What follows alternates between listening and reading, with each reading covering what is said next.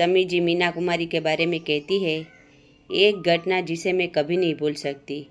यह तब की बात है जब हम सब मिस्टर और मिसेज दत्त यानी दिवंगत सुनील दत्त और नरगिस के साथ एक शोक की यात्रा कर रहे थे और मीना को लीवर में असहनीय दर्द हुआ।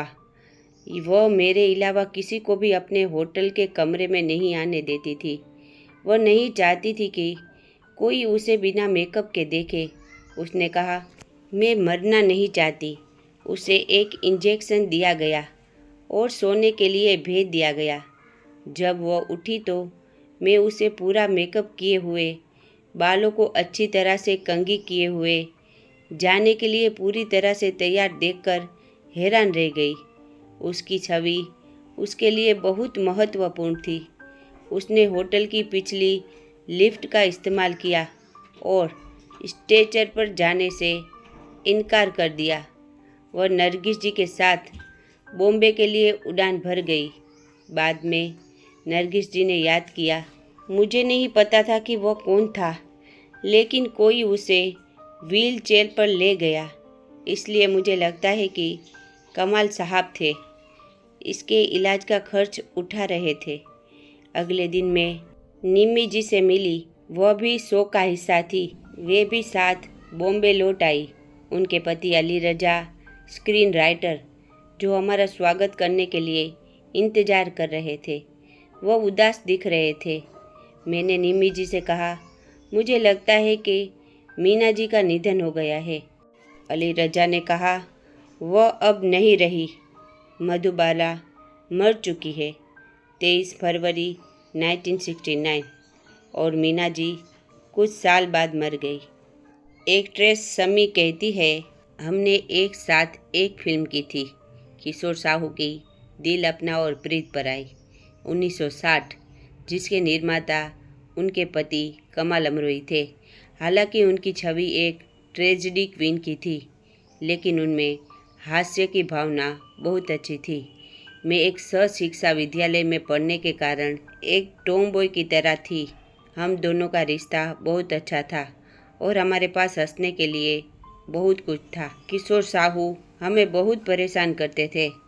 एक बार मीना को लगभग 8 रीटेक दिए ताकि उनके बालों का कर्ल उनके चेहरे पर बिल्कुल वैसा ही पड़े जैसा वे चाहते थे। मैं फिल्म में मीना की रूममेट का किरदार निभा रही थी। मेरा किरदार बिंदास था, लेकिन वे चाहते थे कि मैं नाटकीय दिखूं। पहले 3 दिन के बाद मैं कमाल साहब के पास गई और उनसे शिकायत की। मैंने उनसे कहा, मीना जी फिल्म कर सकती है क्योंकि वे आपकी पत्नी है, लेकिन मैं नहीं कर सकती। मैं जो थोड़ी बहुत एक्टिंग जानती हूँ उसे भूल जाऊँगी। कमाल साहब ने साहू जी को यह बात बताई और मैं फिल्म में बनी रही। मीना जी के बारे में बात करते हुए मैं अक्सर उन्हें कहती थी कि वे एक मर्दवादी थी। वे कभी भी किसी ऐसी चीज़ का विरोध नहीं करती थी जो उन्हें पसंद नहीं होती थी। उनके परिवार में कई बार उनके साथ बुरा व्यवहार किया। एक बार उन्होंने मुझे घर पर फ़ोन करके बताया था कि उनका अपनी बहन से झगड़ा हो गया था और उन्होंने उसे धक्का मार दिया था। उनका हाथ घायल हो गया था और वे उसे एक स्लिंग में लेकर चल रही थी। मीना कुमारी ने हमें स्क्रीन पर दुख से जूझते हुए रुलाया। हम ट्रेजेडी क्वीन को विनम्रतापूर्वक सलाम करते हैं। यह वाकई दुखद है कि जिस उम्र में बच्चे खिलौनों से खेलते हैं, मीना कुमारी को क्लेपर वोड और मेगाफोन से जूझना पड़ा। बाल कलाकार होने के नाते स्टूडियो सचमुच उनके लिए खेल का मैदान थे। वो अपनी मर्जी से नहीं, बल्कि अपने परिवार के लिए अभिनेत्री बनी और जीवन भर कभी भी इस बंधन से बाहर नहीं निकल पाई। शायद यह तय था कि वह दूसरों के लिए जिएगी, अपने लिए नहीं।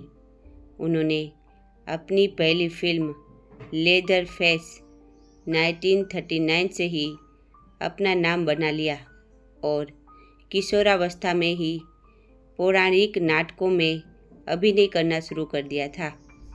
20 साल की उम्र में उन्होंने बेजू बावरा 1952 से स्टार का दर्जा हासिल कर लिया था और अपना पहला फिल्म फेयर पुरस्कार भी जीता। उनसे बड़ी बड़ी उम्मीदें की जाती थी और उन्होंने अभिनय में महानता हासिल की, लेकिन दुख की बात यह है कि उनका जीवन सच्चे प्यार के लिए वंचित रहा। अपने कई स्क्रीन किरदारों की तरह उन्हें उन लोगों ने नज़रअंदाज कर दिया और धोखा दिया। उन्होंने उनकी परवाह करने का दिखावा किया। आहत और दिल टूटा हुआ, शायद इसलिए उनके किरदार इतने जीवंत और जीवन के इतने सच्चे थे। मीना कुमारी ने सर्वश्रेष्ठ अभिनेत्री श्रेणी में 4 फिल्म फेयर पुरस्कार जीते। वह 1954 में बेजू बावरा के लिए उद्घाटन फिल्म फेयर सर्वश्रेष्ठ अभिनेत्री पुरस्कार की प्राप्तकर्ता थी और परिणीता के लिए दूसरे फिल्म फेयर पुरस्कार 1955 में लगातार जीत हासिल की थी। मीना कुमारी ने 10वें फिल्म फेयर अवार्ड्स 1963 में सर्वश्रेष्ठ अभिनेत्री के सभी 3 नामांकन प्राप्त करके इतिहास रच दिया था और साहिब बीबी और गुलाम में अपने प्रदर्शन के लिए जीता 13वें फिल्म फेयर अवार्ड्स। 1966 में उन्होंने काजल के लिए अपना आखिरी सर्वश्रेष्ठ अभिनेत्री पुरस्कार जीता।